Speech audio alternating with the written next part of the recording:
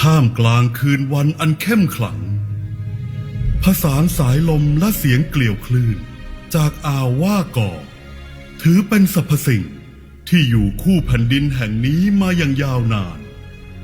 ลูกเอ๋ยหลานเอ๋ยพระบรมราชานุสาวรีย์ที่เด่นสง่างามณที่แห่งนี้ถือเป็นประจักษ์บารมี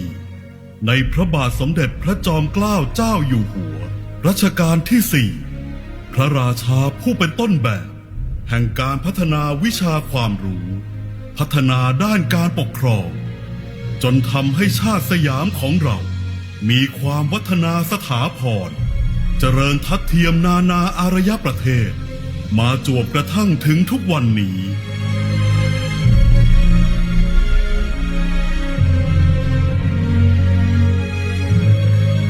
บ้านว่าโกถือเป็นแผ่นดินอันศักดิ์สิทธิ์เป็นสถานที่สถิตเรื่องราวอันเป็นตำนานในร้อยแห่งพระอัจฉริยภาพอันยิ่งใหญ่ของพระบาทสมเด็จพระจอมเกล้าเจ้าอยู่หัวรัชกาลที่ 4ซึ่งพระองค์ได้รับการยกย่องให้พระองค์ท่านขึ้นเป็นพระบิดาแห่งวิทยาศาสตร์ไทยมาเถิดจงตามข้ามาข้าจะพาพวกเจ้าทั้งหลายได้ย้อนการสารอดีตไปในมิติของประวัติศาสตร์อันเกรียงไกรข้าขอเบิกเนตรให้แก่พวกเจ้าทุกคนโอมจงได้ปรากฏแผ่นดินถิ่นสถานอันมีนามว่าประจวบคีรีขันธ์ในบัดดล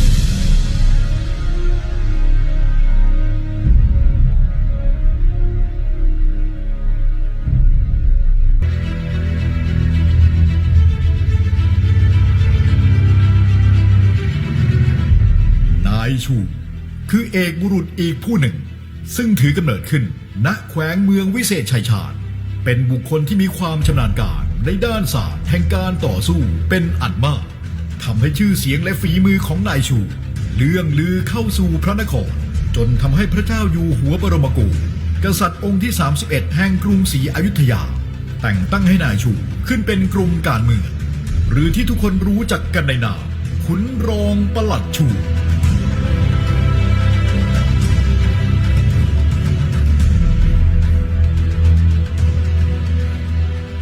ขุนรองปลัดชูได้ส่งสัญญาณให้ไพร่พลเตรียมพร้อมครั้นเห็นสบโอกาสจึงสั่งให้ทุกคนเข้าตะลุมบอลแบบประชิดตัวในทันที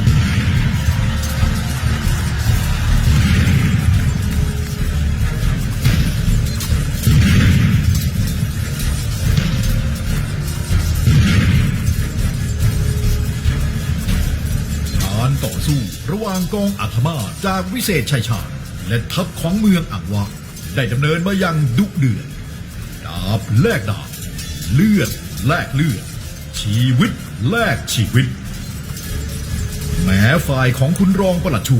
จะสามารถปลิดชีวิตของข้าศึกไปได้เป็นจำนวนมากแต่ก็ดูเสมือนว่ามิได้ทำให้จำนวนไพร่พลของพม่าลดน้อยถอยลงไปมิหนำซ้ำยังเพิ่มเข้ามาดุจ5 ฝนเป็นอนุสติเตือนใจแก่เหล่าอนุชนไทยให้เห็นถึงความสำคัญของสถาบันชาติศาสนาและพระมหากษัตริย์ที่เราควรหวงแหนและภาคภูมิใจที่ได้เกิดมาเป็นคนไทยและมีวีรชนที่เป็นแบบอย่างอันดีคู่ควรแก่การจดจำตราบสิ้นจิรทิติการศรัทธาไม่เคยได้มีคนดีไม่มีวันตายคนดีไม่มีวันตายปฐมบทของเรื่องราวความเชื่อครั้งนี้เกิดขึ้นเมื่อสุรินทราหูได้แอบลักลอบเข้าไปดื่มน้ำอมฤตในพิธีกวนเกษียณสมุทรของบรรดาเหล่าเทวดาน้อยใหญ่พระอาทิตย์และพระจันทร์เห็นเข้า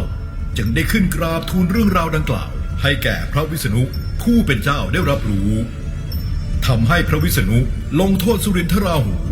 ด้วยการขว้างจักรเข้าไปตัดร่างจนขาดเป็นสองท่อน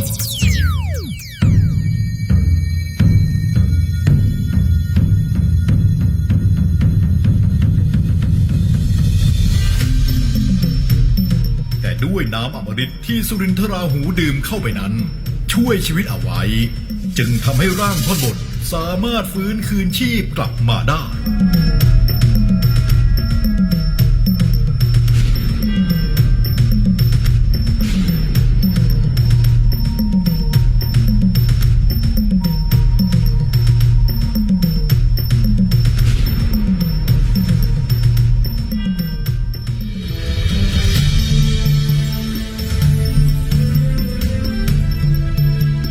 ด้วยความเครียดแค้นที่มีต่อพระอาทิตย์และพระจันทร์เมื่อสุรินทราหูมีโอกาสมาพบเทพทั้งสองจึงทำให้เกิดการต่อสู้ในบัดนั้น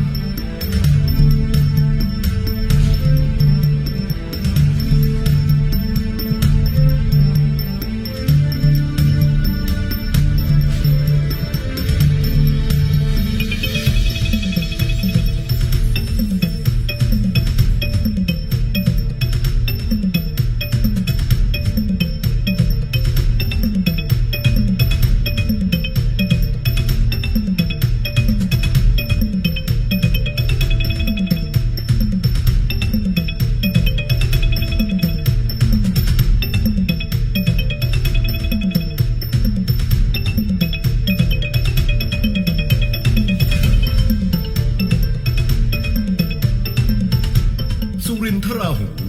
ได้พยายามกลืนพระอาทิตย์ด้วยหวังฆ่าให้ตายแต่ด้วยแสงที่เปล่งออกมาจากร่างของพระอาทิตย์นั้นมีความร้อนมหาศาลจึงทำให้สุรินทราหูมิอาจทนต่อความร้อนครั้งนั้นไปได้จำต้องคายพระอาทิตย์ออกมาและพยุงกายของตนหลีกหนีหายไปในนภาอากาศ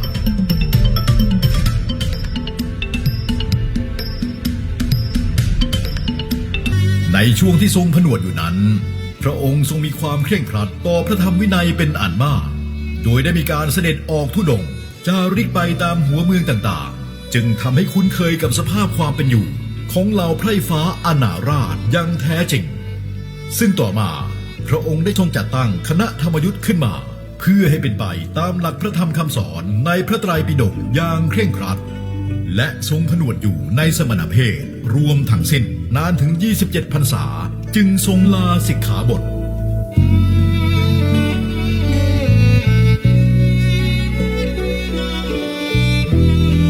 ขันธ์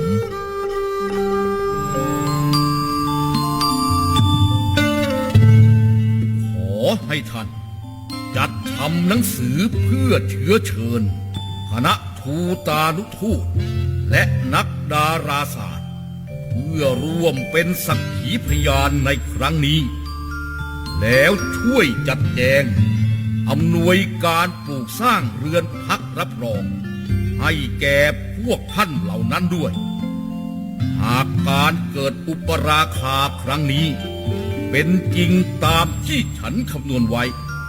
ก็จะเป็นผลดีต่อชาติสยามเพราะนานาประเทศจะได้มองเห็นคุณค่าและความสำคัญต่อประเทศเล็กๆอย่างเราเสียทีสายประจวบกับท้องฟ้าบ้านว่ากอในยามนี้ยังคงมืดครึ้มอยู่เช่นเคยหลังจากที่พระบาทสมเด็จพระจอมเกล้าเจ้าอยู่หัวเสด็จมาถึงณบริเวณค่ายหลวงบ้านว่ากอแล้วครั้นขึ้น1 ค่ำเดือน10ตรงกับวันอังคารที่18 สิงหาคมพุทธศักราช 2411 เวลา 2 โมงเช้าพระองค์ได้ทรงโปรดเกล้าให้เจ้าพนักงานจัดเตรียมกล้องน้อยใหญ่หลังจากนั้นในเวลา 10 โมง 3 นาทีพระองค์พร้อมด้วยคณะราชอาคันตุกะตลอดจนท่านเซอร์แฮริออตได้ออกมายังบริเวณหน้าพระพลาที่ประทับพระองค์ได้ส่งกล้องทอดพระเนตรความเปลี่ยนแปลงที่เกิดขึ้นกับดวงอาทิตย์แต่ด้วยทัศนวิสัยที่ไม่เอื้ออำนวยจึงทำให้มิสามารถมองเห็นดวงตะวันได้ในยามนั้น ซึ่งก็ถือเป็นสิ่งที่สร้างความหนักใจให้แก่ผู้ร่วมสังเกตการณ์เป็นอันมาก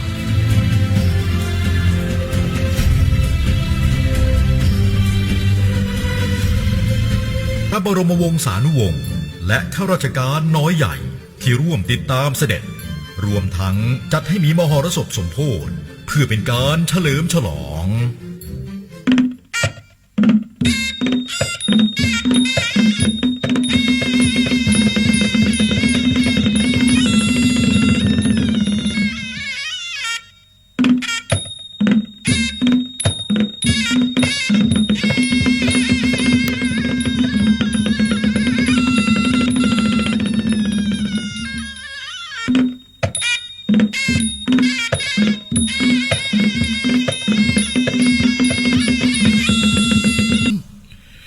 จงเป็นที่พึ่ง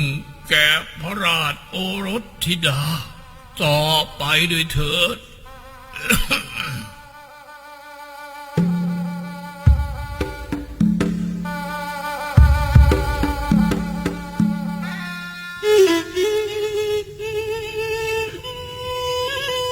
หลังจากที่มีพระราชดำรัสรับสั่งแก่เหล่าพระบรมวงศานุวงศ์และขุนนางผู้ใหญ่เสร็จสิ้นเป็นที่เรียบร้อยพระบาทสมเด็จพระจอมเกล้าเจ้าอยู่หัวก็เสด็จสู่สวรรคาลัยเมื่อเวลา 21:05 นาทีของวันพฤหัสบดีที่ 1 ตุลาคม พุทธศักราช 2411 รวมสิริพระชนมายุได้ 64 พรรษาการแสดง